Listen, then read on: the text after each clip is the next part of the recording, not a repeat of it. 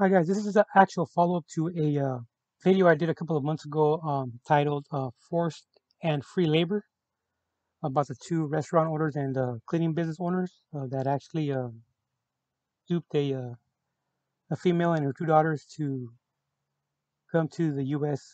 With illegal, actually with false pretenses, for them coming in as like tourists, like a visiting visa, but never actually exited or exited the actual country. So in their plea agreement, they admitted that if the matter proceeded to trial, the government would prove beyond or reasonable doubt that that they convinced a Guatemalan relative and her two minor daughters to come to the United States back in 2016 in August by falsely promising them a better life. The defendants arranged for the victims to enter the United States using temporary visitor visa and then compelled them to overstay their visa and work long hours at their restaurant and for their janitorial services company too, with minimum to no pay between 2016 and 2018.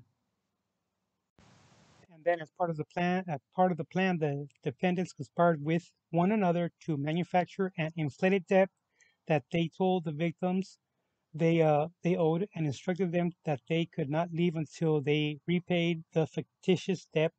The defendants also abused the legal system by threatening to call the authorities on the victims and have them arrested for overstaying their visas if they didn't comply with their request.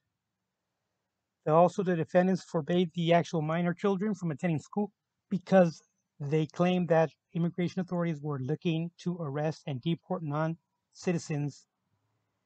Instead of attending school, the children worked for the defendants' businesses.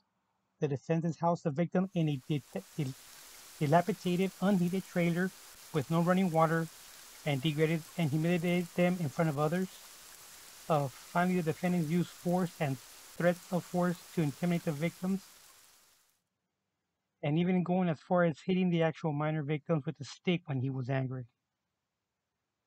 But oddly enough, there's no mention of the actual rape case that he had against another actual victim that he actually held kidnapped for at least a year. He had that other person kidnapped. There's no mention of that at all.